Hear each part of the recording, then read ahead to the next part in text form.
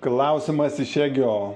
Kokia gali būti CRO ateitis, kurio tai puikiai žinom, čia crypto.com moneta, norint įsigyti jų kortelę, galima užšaldyti pinigų šitom monetom, reiškia įsigijam šitas monetas, užšaldom kažkuriam tai laikui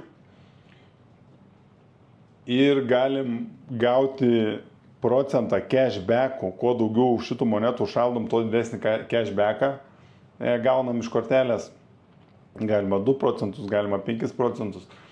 Tai žodžiu, manau, kad šitos kompanijos ateitis yra gera ir šitos monetos vien dėl to, kad vis daugiau ir daugiau žmonių pradės naudoti šitas kripto korteles. Tai reiškia, vis daugiau ir daugiau žmonių užšaldys į likvidumą šitoj monetoj ir stabiliai turėtų augti. Šitą kortelę nuo 2017 aš irgi turėjau pirmą kartą, tai vien kad ji gyvuoja, jau skaityk, beveik 10 metų, duoda šitai kompanijai kreditingumo tikrai. Tai manau, gerai viskas su šita moneta.